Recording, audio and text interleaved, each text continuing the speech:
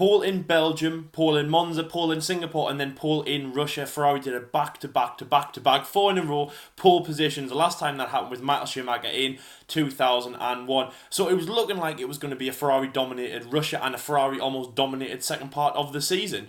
Mercedes had a 100% record, of course, at the Sochi Autodrom. They've won every race since 2014, so it was really strange about what was going to happen in this race. Are they going to hold on to their 100% domination, or was it going to be Ferrari? This is the Russian Grand Prix review. It just happened there. Obviously, we're on the final third of the Formula 1 season. Lewis Hamilton took his win over Valtteri Bottas last year after it was changed of team orders, extended his lead in the World Championship, and then became 2018 World Champion. Lewis Hamilton went in with a gap of around 60 points. Valtteri Bottas and, of course, Charles Leclerc were looking to reduce that. On the other side, though, Lewis Hamilton was trying to extend that lead. So I'm going to start with Saturday, of course, with Charles Leclerc, an amazing pole position lap, which got him onto the first position. His 6th time in the 2019 season, as I've just said there, 4 on the bounce. 4 in a row from Belgium, obviously including Austria and Bahrain. He converted those into only 2 wins, so Belgium and Italy. This is a 6th pole position. Let's hope that he could turn that into a win. Lewis Hamilton lined up 2nd place and Sebastian in 3rd.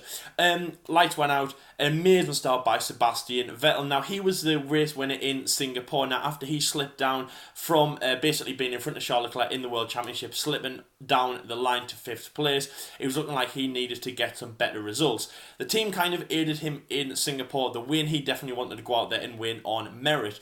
As I say, great start for him. He took the lead off Charles Leclerc into corner 2. Carlos Sainz was putting pressure on Lewis Hamilton. Also, Lando Norris was putting pressure on Valtteri Bottas, so not the best start for the 2 Mercedes drivers.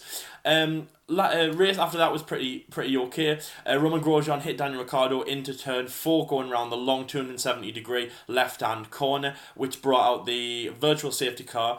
That did throw, the full safety car, which threw in a lot of spice into the race. That's happened in the last 3 occasions at the Russian Grand Prix. Pretty standard race apart from that, but there was some big controversy at Ferrari. Now, as I've just said there, Sebastian Vettel was given the win in Singapore. Charles Leclerc wasn't too happy about it. It did seem that the team did kind of play the game, so Sebastian would win, even though Charles did get pole in Singapore.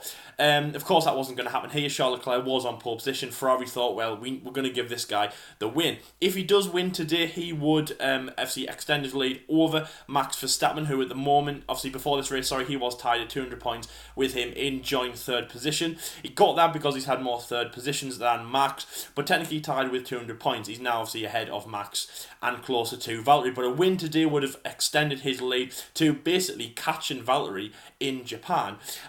So around lap 5 or 6, Ferrari got involved on the pit wall. They were saying to Sebastian, who had around a 1.5 lead at this point, out of DRS range of Charles Leclerc, said to him, basically, we want to swap the positions. Almost like a multi-21, obviously the phrase that Sebastian will be quite used to hearing. Swap the position, swap around with Charles Leclerc, so let him lead the race. Charles Leclerc was quite punchy on that on the radio, let me by. Sebastian was just thinking, well, no, because I've got a 1.5 lead and it was growing, it became 2 seconds, then 3 seconds, and also Lewis Hamilton is charging behind Charles Leclerc. To mess this kind of decision up, to mess this, putting it in team orders when, as I say, there's a charge of Mercedes behind, would have just been absolutely ludicrous for Ferrari. Sebastian didn't basically play ball. He was just saying lap by lap, there's no point in passing the lead on to Charles Leclerc, and his lead did extend to around lap 12, lap 13. It stood at just under 5 seconds, so it was looking really good for Sebastian Vettel.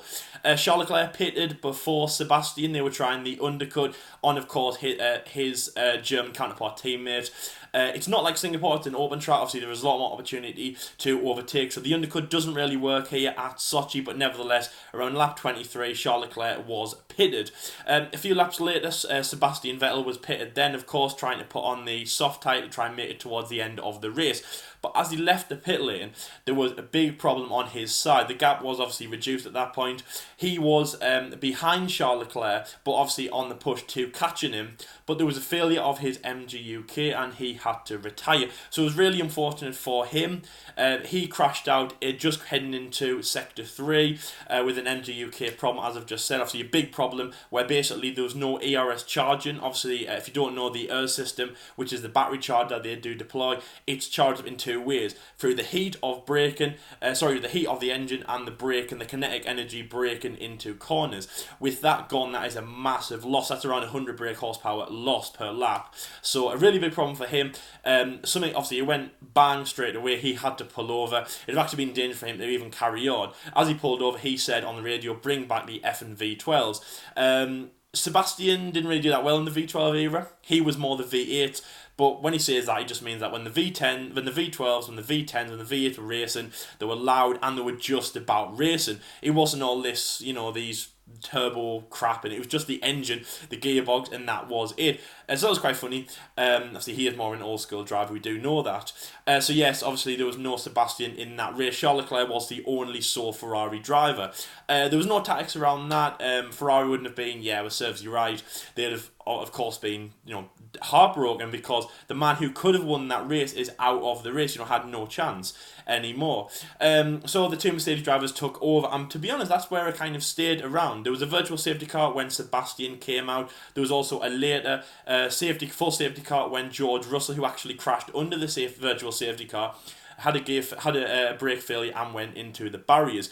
In the last 10-15 laps after the safety car came and obviously took over from half race distance, it became a battle of 4, or a battle of 3 even if you want. Lewis Hamilton was in first position, Valtteri Bottas was in second, Charles Leclerc was in third. Now, one of the strangest moves, I think, Charles Leclerc was running in second position, but they decided to pit him, to put him on the new soft compound tyres under the safety car. Now, working to Ferrari's strategy, they didn't actually lose many positions. They lost 1 to Valtteri Bottas, and they dropped down into third.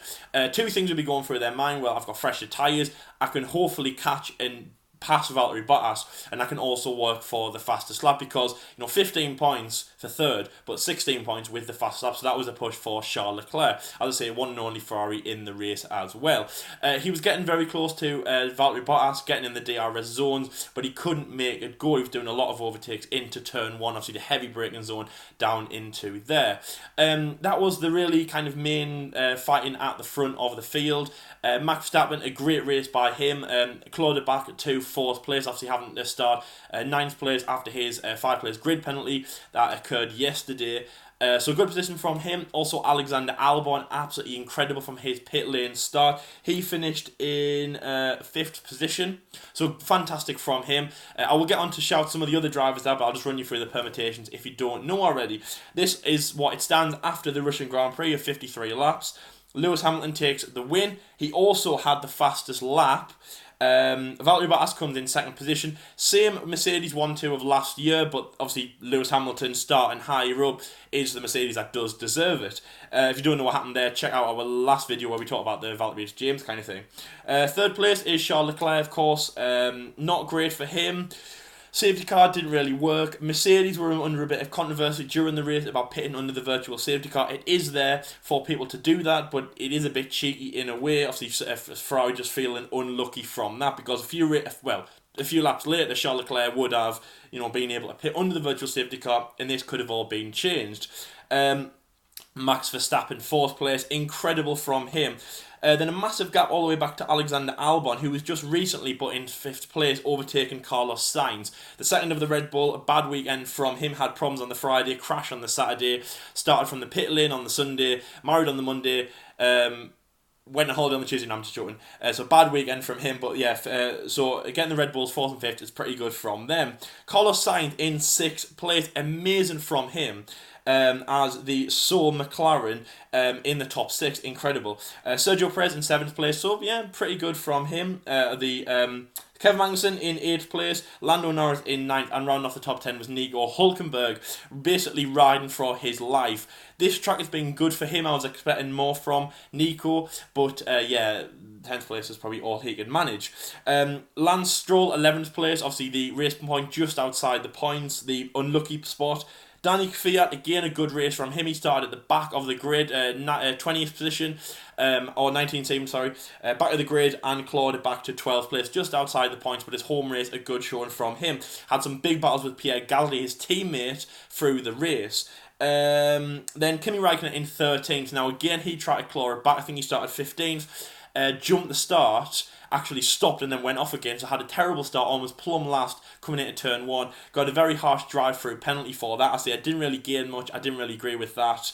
So that was quite unfortunate from him. Pierre Gasly and Antonio Giovinazzi rounds up the back of the 15 cars that finished the race.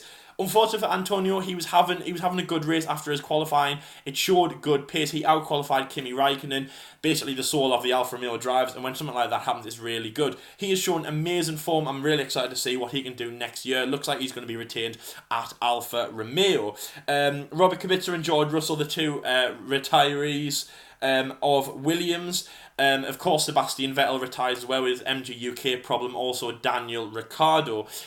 He retired after collided with Romain Grosjean on the first lap. So not great from them. Sebastian Vettel, obviously, the massive heartbreak for him. He's very much used to, walking back to the paddock with his head held low. So in terms of the driver of the day, everyone voted on F1 for Sebastian Vettel, the man who, really he got into the lead on his own. He showed that he was a strong driver on his own. He didn't have to give up the position for Charles Leclerc. He was really punching a hole in the air for the Ferraris. It was going to be a Ferrari 1-2. Basically managed his race great, kind of going above and beyond what the team expected him to do, and just fell foul with the Sod's Law problem that, as I say, no one can help. Very much like Charles Leclerc in Bahrain, nobody's fault when something like on the drivetrain goes bang. Not anyone's fault, but yeah, really unfortunate for him. Charles Leclerc got the second place, I believe. The second kind of vote. Good race from him, Charles Leclerc. He did deserve it, having to start from pole position. But with Charles is it showed a little bit in Singapore that he wasn't very happy with the team after they moved him around. It's not the playground. You don't just get given a win because you deserve it, unfortunately. He did look like he had the pace. As I say, the Mercedes had an amazing strategy and they just basically played to the advantage of Ferrari. But yeah, just because you deserve the win, unfortunately, it doesn't mean you're going to get it. It's hard, it's tough. You're battling against 5-time world champion and Valtteri Bottas. Then I think it was Lewis Hamilton in third position. Of course, the race win. Nothing really to argue about that. Valtteri Bottas, not a great race from him though. Second place, really pushing up the Mercedes, but not really anything from him. Max Verstappen, I'd say, was pretty high on the driver of the day, also Alexander Albon, but my driver of the day is going to be Carlos Sainz. I was really, really impressed by what he brought today. Had some great finishes, some great overtakes. As I say, I think the thing with Carlos Sainz that kind of really impressed when you saw it first was his amazing basically battling Lewis Hamilton into turn 1. He got up to third position, a great result against Lewis Hamilton, and they were 4th and 6th, the two McLarens, so that was really great from them. Definitely my driver of the day. Great result by him. He just got pit by the line with Alexander Albon, so that was really unfortunate by him. Jordan actually voted his driver of the day to be Alexander Albon, which again I was going to go for, but I just was really impressed by Carlos Sainz. But it's weird though that I'm going for McLaren, Jordan's team, and he's going for Red Bull, my team. If anything, actually, I'm going to say Carlos Sainz. Carlos Sainz is my driver of the day. Race rating, I'm going to give it a 7.5 out of 10. Jordan gives it a 7 out of 10, so just average. It had all the things that we kind of looked for a Formula 1 race. Safety cars, VSC, retirements, crashes, controversy, strategies, blah, blah, blah. So, in that way, it was good. But yeah, 7.5. 7 Jordan gave it. 7.25 average. Not great. Not an amazing race. But yeah, it was pretty okay. In terms of Lewis Hamilton, he extends his lead. I think it's 68 points over Valtteri Bottas. Of course, Mercedes extend their lead even though they don't really need to. Japan, they will definitely lift the constructors if they get over. I think it's if they get both cars in the top 5. I'm just hearing from what David Croft expects. Lewis Hamilton should lift the championship around possibly Mexico if he wins the next few rounds. USA, and obviously as late as Brazil. Hopefully, though, if we get a few wins from, people like Valtteri Bottas and Charles Leclerc, it can go down to the wire in Abu Dhabi. But I'll say not much change in terms of the championships. Team orders I put out on Twitter. Should Sebastian give the lead to Leclerc? 96% of you guys voted no. I don't know who voted yes, but yes, you said no. I thought no as well. I know Jordan would have thought no. Charles Leclerc, he did deserve it, but as I say, you don't get points for, if you deserve it, you get points for, overtaking your teammate. And after Sebastian Vettel's amazing tour down into turn 2, showing that he had the pace and he wanted to win the race, and that's what happens. In terms of team rivalry as well, in terms of team battles, there was quite some big ones this weekend. Sergio Perez and Lance Stroll battling around in the Force India midway through the race. Pierre Gasly and Daniel Kvyat not giving each other an easy ride. Obviously, Daniel Kvyat, the home driver, starting at the back. Pierre Gasly, those two having some big battles. They had collided quite a few times, minor problems going into turn 2. Pierre Gasly ran wide a few times, so that was quite entertaining to watch. And the big one, for me, was the two Haas drivers. That's what really pushed Roman into Daniel's grasp. Kevin Magnussen and Roman Grosjean got very close into lap 1, so that was quite spicy. And to be honest, for me, I absolutely love seeing those kind of battles when the two cars of the same colour get really, really close. That was the race. The team orders kind of took precedent. Like it if you don't. It was a little bit strange. Let them race. That's what we were saying on Twitter. Let them race. It's Ferrari drivers. It's 4-time world champion against 6-time pole position holder. Just let them race. Don't give these team orders. And again, it looked like Ferrari were just trying to rectify the problem that they had in Singapore. But as I've just said there, you don't get points. Unfortunately, Charles Leclerc, you don't get points for just being the one who deserves it. And that's what I said. I think it was Aldas's post on Twitter. I commented under, I just said, it would have made sense if, Charles was right on the tail of Sebastian, but he wasn't. He was 2 seconds at that point, and then it was 3 seconds when I looked up, literally after typing it. Then it was 4 seconds, and, that just did not make sense. It's a little bit like China earlier on in the 1000s Grand Prix earlier this year. Charles Leclerc and Sebastian Vettel were total swap positions, but the gap was like 4 seconds, and John did the review then, and he just said that was absolutely ludicrous, to expect that. That's like at Giovinazzi right in certain positions when one's in 10th and one's in 19th. I use those two in an example, I don't know why, but you know what I mean. That was team orders kind of took over.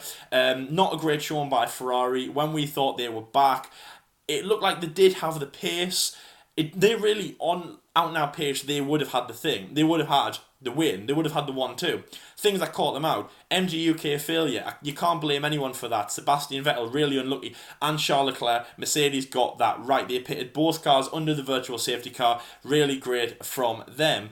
So that was the race. So that was a good Russian Grand Prix. But as I said though, the Mercedes keep their 100% dominance around this circuit. Lewis lifts the trophy, getting closer to the title. Two Mercedes on top of the podium with Charles Leclerc in third. Charles Leclerc will not be a happy bunny, but neither of them will be really. Sebastian Vettel will want to talk about what happened at the start, why it went bang. The team will want to say, well, what happened about these team orders, which I hope they don't start with, because he will not be in a good mood to talk about that. And Charles Leclerc, even though he said on the team radio at the start he understood about the team orders, he will still want an explanation for what happened. Red Bull Racing, I would say a strong race from them. They're definitely my, not team of the weekend. I wouldn't really say team of the race, but they have brought back a big comeback from that. Obviously, Max in 9th. And obviously Alex Albon starting at near the back of the grid after starting from the pit lane after his basically changing the floor twice after his crash on Saturday. So good from them. Team of the weekend though is McLaren for sure. Amazing race from them. Carlos Sainz, my driver of the day, of course, amazing. Lando Norris, really, really good. Carlos Sainz was on for 5th place, which would have been amazing. But he was just pipped by Alexander Albon at the end.